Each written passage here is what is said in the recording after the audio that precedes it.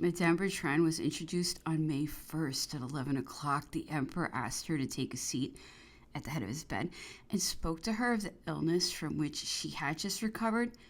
You are well now, he told her. Your complaint was known, mine is not, and so I shall die. He asked after the children and why she had not brought Hortense. She took leave of him, and when she got outside his room, she burst into tears. The Emperor has been very cruel to me by refusing to see me, and I am most gratified by this returned favor, but I should have been even more so if he had wanted my attention and care. From this time, she came daily to spend a few moments at his bedside. Death was nigh, or not, in Antomar. She slept in the library. Bertrand was allowed to sleep with Marchand and Monttalon with Saint-Denis. 2 men were not too many. During the night of the 2nd, the Emperor, who despite his weakness had always wanted to get up at the slightest instance, tried to get out of bed, and Count Monttalon of Saint-Denis approached him.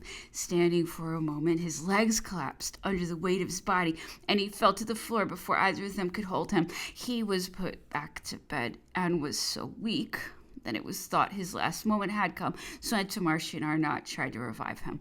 On the 3rd, he took nothing except a little sugared water with a little wine, and each time Marchand brought it to him, he said, looking at it with almost a merry eye, "This is good, very good." The governor came to request Arnott and Antommarchi to consult with Doctors Short and Mitchell, but these latter did not see the patient, since they talked with their colleagues in the presence of Count Bertrand and Monttalon. The Grand Marshal went to report the result of the deliberations to the Emperor, that as his kidneys were affected, he should allow his loins to be rubbed with eau de cologne mixed with ordinary water, so that he should take a sedative. "Very well, we shall see," he said to the Grand Marshal. And when Bertrand had gone, he said to Marchand, looking at him and grimacing, "A wonderful scientific consultation. What a decision. Massaging my loins with eau de cologne is all very well, but as for the sleeping draught, I don't want it."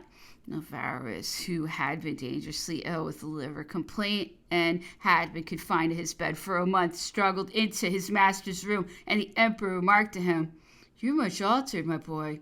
You look better." "Yes, sire. Very glad to know you are out of danger. Do not tire yourself by standing too long on your legs. Go and lie down." Novaris had scarcely reached the adjoining room when he collapsed. At 2 o'clock on that day, Monttalon was alone with the Emperor when Saint-Denis came in to tell him that the Abbé Vignali wanted to speak to him. The Emperor said the Abbé asked me through Count Monttalon to come to see him, but I must be alone with him. He was in civil garb, and under his jacket he held something which he tried to hide. Without doubt, he carried out the precise commands which the Emperor excelled in giving. On April 20th, the Emperor had said to Vignali in Antommarchi's presence, "Do you know what a chambre d'ardente is?" "Yes, sire." "Have you ever officiated in one?" "Never, sire." "Ah, well, you will in mine. When I am dying, you are to prepare an altar. In the next apartment, expose the Blessed Sacrament, recite the prayers for the dying. I was born a Catholic. I want to obey its commands and receive the help it affords." When he had said this, the Emperor perceived a smile on the lips of Antommarchi, who was standing at the foot of his bed. "Your insults weary me, monsieur," he said to him. "I can forgive your foolishness and your lack of skill, but a want of reverence, never. Get out." He addressed the Abbé afresh, saying to him, "When I'm dead, I shall be put in a chambre d'ardente, and you are to celebrate mass and cease only when I'm buried." There was a long silence. The Emperor, resuming, spoke to the Abbé of his country, of Ponte Nuovo di Rustina, of the house he must have himself built there, and of the happy life he would be able to lead there. The Abbé, falling on his knees, took the Emperor's hand, which was hanging over the bed, and kissed it piously, leaving the room with his eyes full of tears. At this time, the Emperor intimated his intention of seeing the Abbé again as his end drew near, and no doubt saw him upon different occasions, for the latter won his confidence to the extent of being entrusted with the duplicate of his will and being made one of the signatories among the witnesses of his last wishes. But up till the 3rd, he had not fulfilled his religious duties. Marchand introduced the Abbé, left him alone with the Emperor, and stood at the door to prevent anyone entering. "The Grand Marshal arrived while I was there," Marchand wrote, "and inquired what the Emperor was doing. I told him how the Abbé Vignali had asked to be admitted and left alone with him. and that I thought he was at the moment engaged in some religious ceremony of which the emperor did not desire any witness. "I am going," he said to me, "to Montsalon's house. Let me know when Vignali leaves." About half an hour after, the abbé told me on his way out that the emperor has been anointed, but the condition of his stomach did not permit any other sacrament. And so it was not, as had recently been asserted, to a political and dynastic end that he insisted at the hour of his death upon receiving the help of the church. Had he had such an intention, he would have assembled his servants and, like very Christian kings did, ordered all the doors to be opened that the greatest publicity might be given to this last act. But not so now. He desired no one between priest and himself. He requested him to keep the secret. He suggested that the abbé should come in civil attire and hide the object he brought. Why? It was not so that the others might think he wanted a priest, but because in his conscience he required him and resolved to receive at his hands the help given by the Catholic religion to her faithful children. It was not an ostentatious action. It was an intimate, as he could make it, the voluntary determined declaration of his traditional faith. These ceremonies exhausted him, and when Marchand returned to the room, he found him with his eyes shut, his arm over the edge of the bed, and his hand hanging down. This faithful servant approached and kissed that hand. Without the emperor's opening his eyes, Marchand called Saint-Denis, who also kissed his hand, without the emperor making any movement. They too had the faith. At this juncture, Dr. Arnaud asked to be admitted, and Marchand announced himself softly to the emperor. Then the grand marshal arrived. The emperor opened his eyes and with complete apathy spoke of the unsuccessful result of the consultation. But even when he was alone with Marchand, he made no mention of what passed between himself and the Abbé Vignali.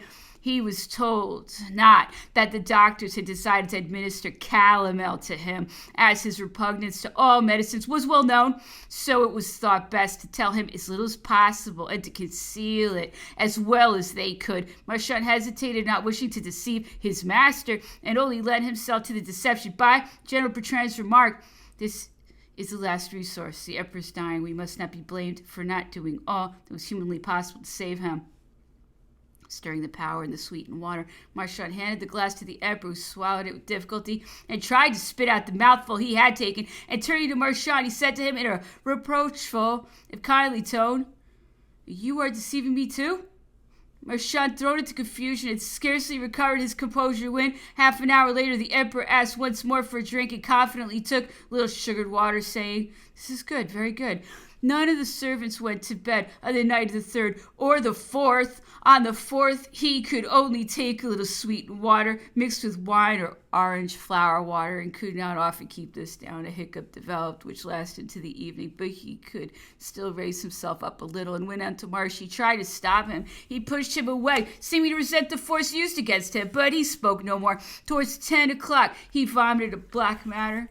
The hiccup reasserted himself, and then delirium commenced. He spoke many inarticulate words, some of which were France, my son, the army.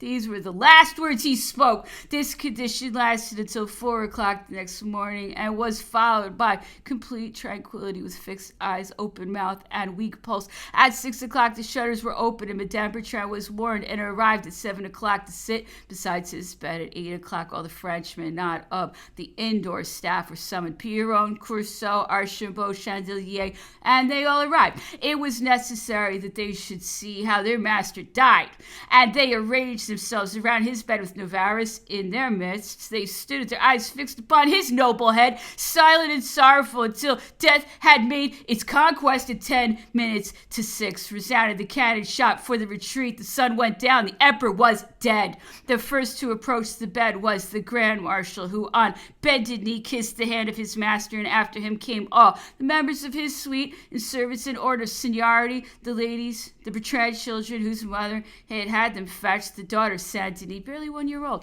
All put their lips to his icy hand. Dr. Arnaud had gone to advise the orderly officer Crocat, who certified death, and then the 2 doctors sent by governor arrived. In accordance with the emperor's instructions, the executors of the will assembled in the billiard room to draw up the official report and to make themselves acquainted with the 2 codicils dated April 15th and 16th, in which the emperor indicated his desire as to place of burial, made his executors a fictitious gift of all he possessed, divided among his servants 300,000 francs in his reserve account, and left his mother, sisters, brothers, and nephews various personal effects independent of those bequeathed in the will. The death certificate was then made out, which Bertrand signed as Grand Officer of the Household. Then the statement of the existence of the will and codicils, and the documents entrusted to Masson, Bertrand, and Marchand. Masson then read out the letter which the emperor had dictated on April 29th to be sent to the governor after his death. In this letter, the date of which had been left blank, Masson announced to the governor the death of the Emperor Napoleon, offered to make known to him his last wishes, and asked what were the arrangements made by the British government for the conveyance of the body to Europe and for the return of the members of his suite.